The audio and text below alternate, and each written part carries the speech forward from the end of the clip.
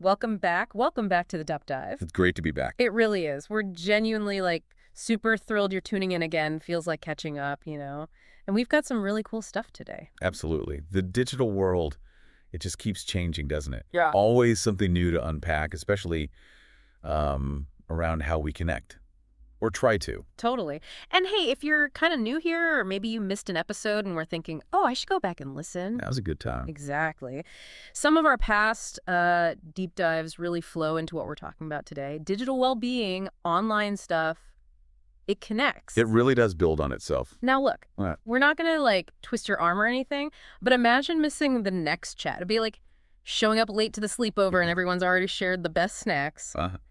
Yeah, you missed the good gossip. Don't let that happen. Seriously, hit that subscribe button. It's like a little high five to your future self who wants to stay in the loop.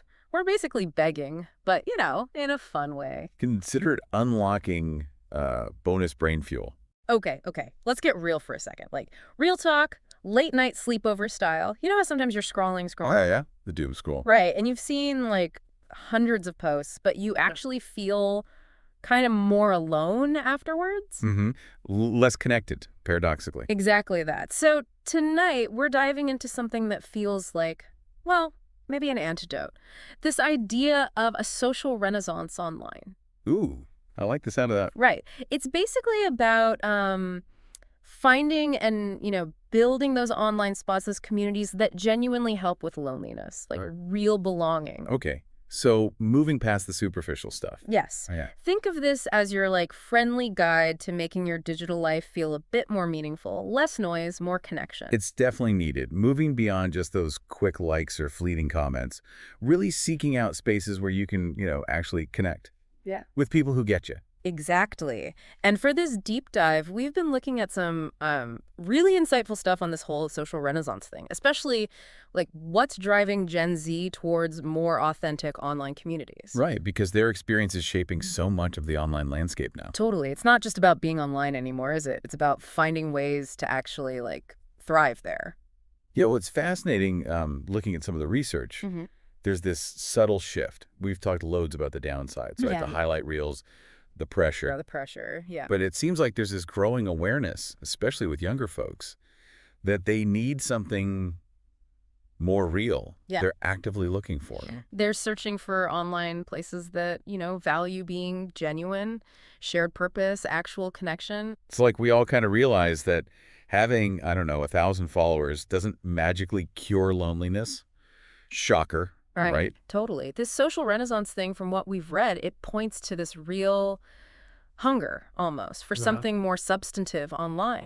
I've definitely felt that myself, I joined some massive online groups, felt like shouting into a hurricane, honestly. Right, just noise. Yeah.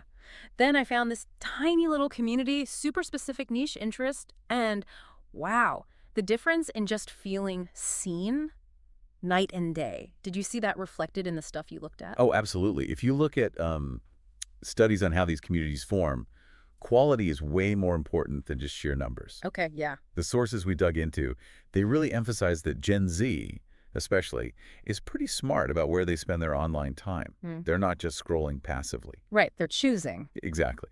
They're drawn to places built around shared hobbies, yes, but also social causes or projects they can do together, places where they feel like they actually matter. That makes so much sense. Finding your tribe, not just a crowd. Precisely. And what's cool is the research suggests they're not just sitting back in these spaces either. They're jumping in, starting discussions. Leading things even. Yeah. Taking on roles, feeling like a real member, not just someone watching from the sidelines. Which brings up a really key question from all this material. Yeah. What actually makes an online community feel meaningful? What fights that loneliness? Okay, yeah, the secret sauce. Kind of. Yeah. And the sources we looked at, they kept pointing to a few things. First, a clear shared purpose, like why are we all here? Right, the common ground. Exactly. Gives everyone a reason to connect. Second, a culture where people feel valued for contributing. Not just the leaders, but everyone. That encourages people to actually speak up, I bet. Totally. And third, chances for people to take some ownership, lead a chat, organize something small. It makes it more engaging. It's less like watching TV and more... Being in the play. Yeah, exactly. A collaborative thing, not just a broadcast. Yeah, I love that. And it's funny because alongside all that sort of serious stuff, the sources also mention the importance of just fun, informality. Oh, definitely. It can't all be super intense discussions. Right. You need space to just hang out, build those casual friendships. I remember this one writing group I'm in. Yeah. Honestly, the best connections happen in the off-topic channel.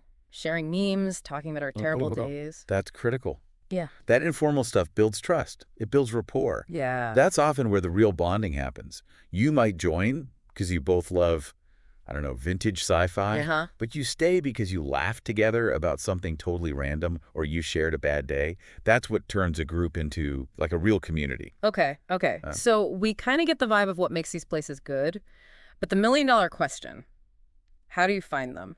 The internet is vast. Understatement. It's huge.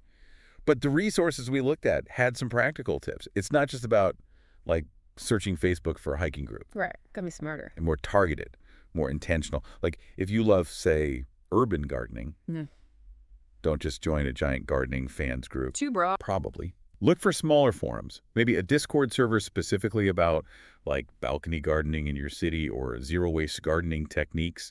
The more niche. The better the chance of finding dedicated people. Exactly.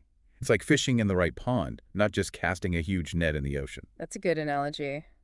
And the sources also mention exploring beyond the usual giants, right? Like niche platforms. Yeah, definitely. There are apps and forums for almost everything now. Specific music genres, particular crafts, coding languages. If you have a passion, there's probably a dedicated online space for it somewhere. Worth looking beyond Instagram or Facebook. Good point. And it's not just hobbies either, is it? The material talked about communities around shared values too, social impact stuff. Huge, yeah. If you care deeply about a cause, environmental stuff, social justice, whatever it is, finding an online group that's actively doing something about it, that can be incredibly powerful. Oh, for sure. Gives you purpose, connects you with people who share those core beliefs.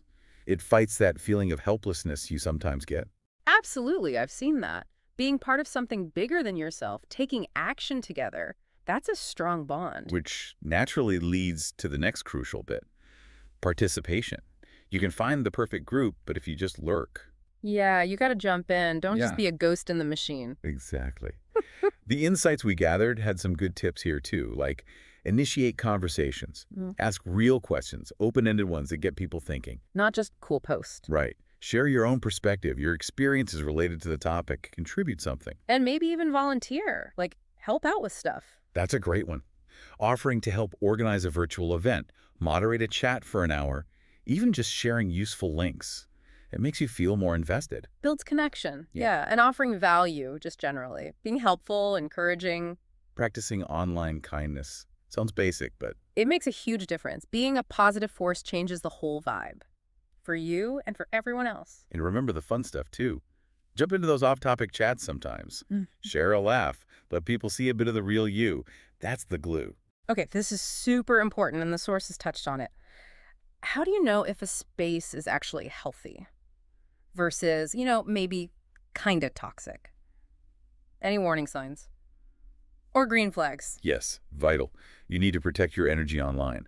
The material suggests looking for green flags like clear rules or a code of conduct. Okay. Active moderators who actually step in to keep things respectful. A general vibe of support and inclusivity. You can usually feel it. And red flags? Things like constant negativity, seeing bullying or personal attacks go unchecked, maybe little cliques forming that exclude people, or just no clear rules at all. Kind of the Wild West. Yeah. And honestly, trust your gut. If a place consistently makes you feel bad or drained or unwelcome, Yep. it's not the right fit. Just leave. There are other communities out there. So pulling it all together, this whole social renaissance idea, it feels really proactive. Like it's on us to be more intentional. Choosing where we spend our digital time, actively looking for and building communities that actually make us feel better, not worse. Quality over quantity. Exactly. Yeah. Meaningful online connection. It's not some impossible dream. It's totally possible. Takes a bit of effort, some intention, yeah, but it's achievable. Okay, so for everyone listening, here's a little something to chew on. Think about what kind of purpose-driven online community would actually resonate with you. Your interests, your values. Find your potential tribe. Yeah.